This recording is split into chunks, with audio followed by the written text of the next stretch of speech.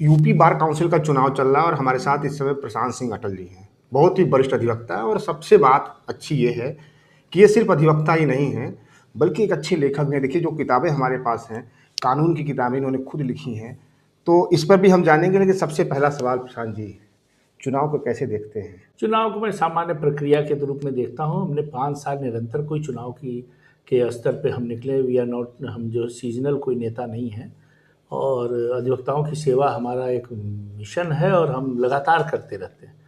तो ये चुनाव भी उसी में है एक पड़ाव। मुझको लगता है कि निश्चित रूप से मुझको सफलता मिलेगी और मैं आपको विश्वास दिलाना चाहता हूँ कि मैं शायद अकेला प्रत्याशी होऊँगा जो उत्तर प्रदेश के 75 जनपद में और 82 आउटलाइन कोर्ट में वोट मुझको मिलेगा। हर जगह समर्थन है और हर जगह हम गए।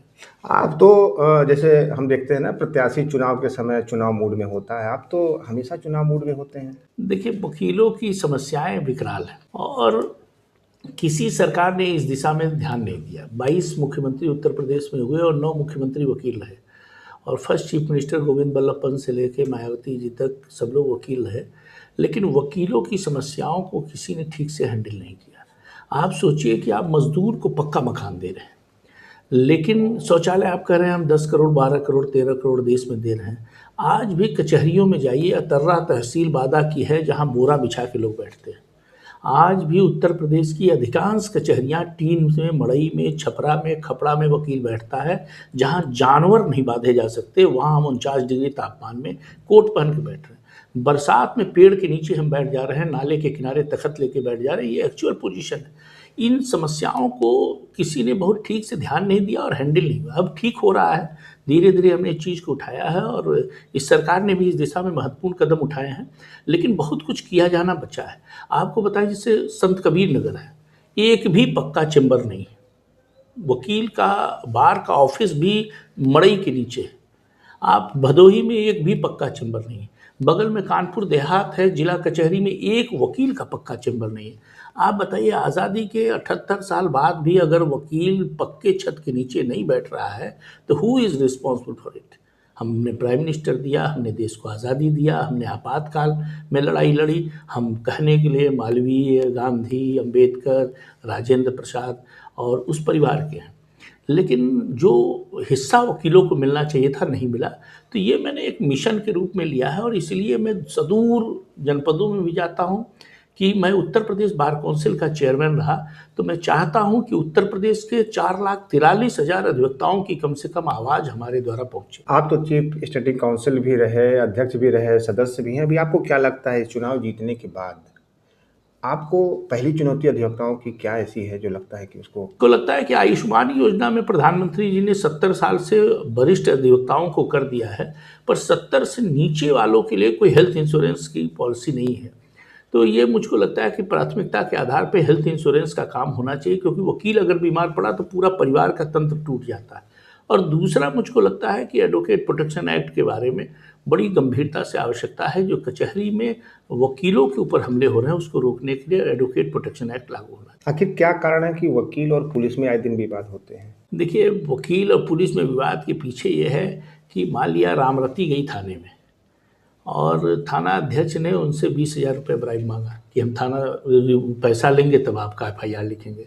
रामरती आई, किसी वकील साहब को ले गई और थाने में उसने कहा कि साहब चलिए। वकील साहब गए तो लगता है कि पुलिस वाले को ब्राइब नहीं मिलेगा। जहाँ इंटरेस्ट टकराता है, क्योंकि वकील अन्याय के खिलाफ बोलता है, भ्रष्टाचार के खिलाफ बोलेगा। और आज से नहीं, पूरी दुनिया में आप देखिए कि 62 में नेल्सन मंडेला जेल गए और 28 साल जेल रह के अफ्रीका को आज़ादी दिलाई। वो इसलिए कि जहासिनबर्ग की कचहरी में वकालत करते थे।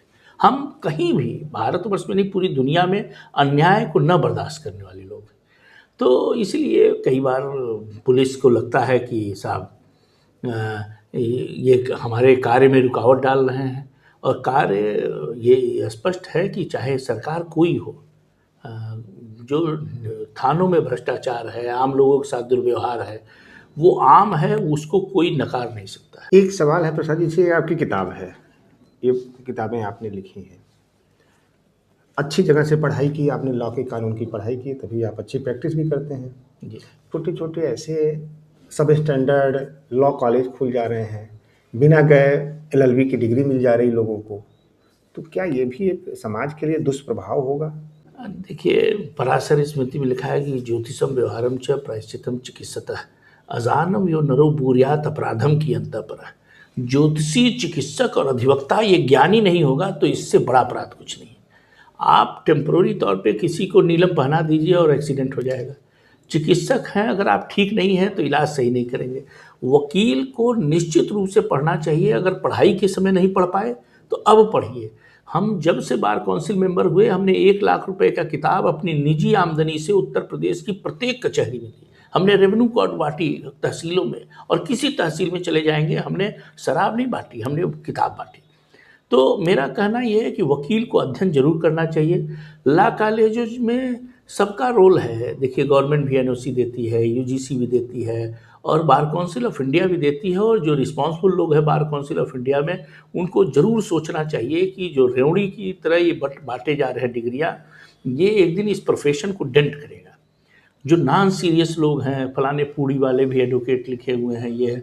तो इसीलिए 35 में हमने प्रोविज़न करके ऐसे लोगों को चिन्हित करके दंडित भी किया है कि नहीं, आप वकालत करिए तो वकालत करिए। तो मैं उत्तर प्रदेश के समस्त अधिवक्ताओं से कहूँगा कि आपका हथियार, आपका रामचरितमानस, ये संविधान है, किताबें हैं, आप अपने ज्ञान को बढ़ाइए और ज़रूर थोड़ा पढ़ना चाहिए। जब पढ़ेंगे तो निश्चित रूप से न्यायालयों पे भी दबाव रहेगा, जजेस पे भी दबाव रहेगा, और न पढ़ने की प्रवृत्ति तो दोनों तरफ बढ़ी है, ऊपर भी बढ़ा है और वकीलों में भी बढ़ा है। तो मैं कहूँगा कि पढ़ना जरूर चाहिए। और लखनऊ के जितने कैंडिडेट चुनाव लड़ रहे हैं बार काउंसिल में, शायद अकेले में वरिष्ठ अधिवक्ता हूँ जो चुनाव लड़ रहा हूँ। मेरा पर्पज़ भी यही है कि ज्ञान को बांटा जाए, बजाय जो नॉन सीरियस लोग लड़ रहे हैं कि जो जुलूस के। आप बताइए, वकीलों के चुनाव में 500 गाड़ियों से लोग नामांकन करें, टैक्सी स्टैंड वालों से लेके भीड़ दिखाएं, ये वो चीज़ें नहीं है। श्री राजगोपालाचारी, मोतीलाल नेहरू, कैलाशनाथ काटजू की कौम के हम हैं। हम मतलब राजेंद्र प्रसाद और पंडित जवाहरलाल नेहरू मलयांकर के कौम के हैं। हमको ये सड़क पर किसके लिए दिखा रहे हैं? ये आपको ज़मीन के काम करने हैं कि प्रॉपर्टी के काम करने हैं? ये क्यों हो रहा है? मेरे जैसा आदमी जो बार काउंसिल का चेयरमैन, वाइस चेयरमैन, को चेयरमैन, सेक्रेटरी सब रहा, एक गाड़ी से हम गए, नामांकन करके चले आए। टोल पे फिर विवाद करिए, फिर आगे विवाद करिए। तो ये मार्केट में जो आप दिखाना चाहते हैं, ये मुझको लगता है हेतु इनका कुछ और है। तो वकीलों को ज़रूर समझना चाहिए, जहाँ स्वाभिमान की बात हो, जहाँ उनके प्रेस्टीज की बात हो, खूब लड़ाई लड़ें। लेकिन जो ये गौरवमयी कौम है, हम वकील साहब कहते हैं, सब लोग सम्मान करते हैं, सादे पन्ने पे लोग साइन करके जाते हैं, किसी के पास नहीं है। भाई से विवाद है, पत्नी से कोई विवाद है, तो वकील को आदमी बताता है। तो इतना फेथ अगर वकील पर है, और हम वास्तव में कलयुग में शनि देवता के प्रतिनिधि हैं, काले कोट की बिरादरी के, तो उसी न्याय की परिधि में उसको करना चाहिए। और मुझको लगता है कि ऐसे लोग को ज़रूर ध्यान देना चाहिए कि जो अच्छी सोच के लोग हैं, जो अधिवक्ताओं की बेहतरी और बहबूदी के लिए काम कर सकते हैं और अध्ययनशील लोग हैं, उनको चुनना चाहिए। और लॉ कॉलेजों पे नियंत्रण, अगर मुझे बार काउंसिल ऑफ इंडिया में कभी जाने का अवसर मिला तो मैं आपको आश्वस्त करना चाहता हूं कि लॉ कॉलेजों के स्टैंडर्ड को हम निश्चित रूप से बढ़ाएंगे। और हम अगर वहाँ नहीं भी गए तो इस बात को हम ठीक फोरम पे जरूर रखेंगे। कुछ घटनाएं हम हुई हैं, चाहे कानपुर की रही हो, हापुड़ की रही हो, या टोल प्लाजा का आपने जिक्र किया, इसको किस रूप में आप देखते हैं? हो जाता है। तो वकीलों में कई बार पुलिस का ओवर एक्ट रहता है। हापुड़ की घटना में तो पुलिस ने बर्बरतापूर्वक लाठीचार्ज किया, हम सब लोग गए। लेकिन वकीलों को भी ये समझना पड़ेगा कि कहाँ हम, जैसे हमको अपने नेतृत्व पे विश्वास करना पड़ेगा। हापुड़ के मूवमेंट में 56 पुलिसकर्मी लाइन हाजिर हुए, 2 लोगों का ट्रांसफ़र हुआ, 2 लोगों का सस्पेंशन हुआ। एडवोकेट प्रोटेक्शन एक्ट की एक कमेटी बनी, and we have already drafted the provisions of advocate protection act and submitted before the law commission, same is pending.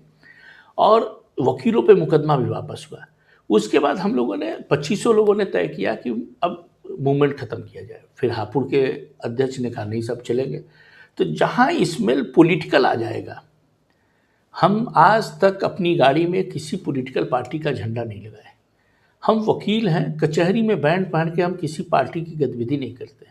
वकील को इंडिपेंडेंट ढंग से सोचना चाहिए। When you are agent of Samajwadi Party, when you are agent of Bahujan Samaj Party और agent of Bharatiya Janata party, then problem है। तो आपको, अब हापुड़ का मूवमेंट समाप्त हो गया तो वहाँ कुछ सोचने लग गई कि चलो भाई कैसे सरकार को डिफेम किया जाए। अब लोग डिमांड करते हैं एडवोकेट प्रोटेक्शन एक्ट का। कोई क्यों नहीं कहता जहाँ कांग्रेस का शासन है वहाँ एडवोकेट प्रोटेक्शन एक्ट लागू नहीं है? फर्जी बताते हैं कि अब राजस्थान में लागू है, झारखंड में लागू है, छत्तीसगढ़ में लागू है, मध्य प्रदेश, कहीं देश में लागू नहीं। बट एडवोकेट प्रोटेक्शन एक्ट के बारे में हमारी बिल्कुल सही राय है कि उत्तर प्रदेश में एडवोकेट प्रोटेक्शन एक्ट लागू होना चाहिए और पूरे देश में लागू होना चाहिए। क्योंकि आप सोचिए कि राम सहाय नाम के वकील ने एक आदमी को फांसी कराई, और हार्ड क्रिमिनल है जिसने 10 कत्ल किए हैं, वो स्कूटर से घर जा रहा है, उसके ऊपर अटैक हो जाएगा। तो उसका प्रोटेक्शन अगर नहीं करेंगे, उस पर हमले नहीं रोकेंगे, तो दिक्कत होगी। तो एडवोकेट प्रोटेक्शन एक्ट समय की मांग है और लागू होना चाहिए, और सही दिशा में लागू होना चाहिए। और हम आपको बताना चाहते हैं, जैसी हमारी बातचीत आदरणीय मुख्यमंत्री जी से भी है और देश के गृह मंत्री और विधि मंत्री जी से भी, कि हम उत्तर प्रदेश फर्स्ट राज्य होगा शायद जहां एडवोकेट प्रोटेक्शन एक्ट लागू हो, हम इसको लागू कराएंगे। तो क्या हम मान सकते हैं कि इस बार अगर आप चुनाव जीत के आते हैं तो इस पर दिशा में काम होगा, और निश्चित। अगले चुनाव से पहले हम फिर इस नहीं, एडवोकेट कानून प्रोटेक्शन एक्ट जल्दी ही लागू कराएंगे, और चुनाव जीतने से इसका कोई मतलब नहीं है। एज एन इंडिविजुअल एडवोकेट हमारी इतनी वॉइस है कि हम एडवोकेट प्रोटेक्शन एक्ट जरूर लागू करेंगे, और इसका कोई चुनावी घोषणा पत्र से मतलब नहीं है, चुनावी वादे से मतलब नहीं है। मेरे वर्ड्स और डीड्स में डिफरेंस नहीं है, कथनी करनी में फ़र्क नहीं, कृति कथन में फ़र्क नहीं, लिप सर्विस और एक्चुअल सर्विस में फ़र्क नहीं।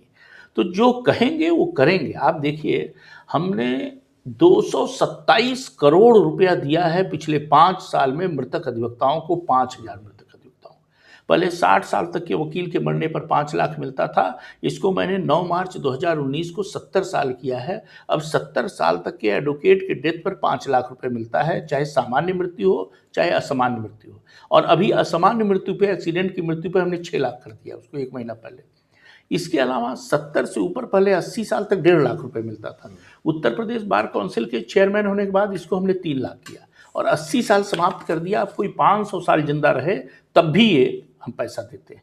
इसके अलावा आपको हम बताएं, एडवोकेट को जीते जी जो हम देते हैं, 5,000 रुपये आप किसी बैंक में जमा करिए तो 30 साल में 40,000 से ज़्यादा नहीं होगा। एफडी करिए, आप दारुल सफ़ा B24 में जमा कर दीजिए बार काउंसिल के दफ्तर में, तो हम अधिवक्ता कल्याण निधि के सदस्य बनिए।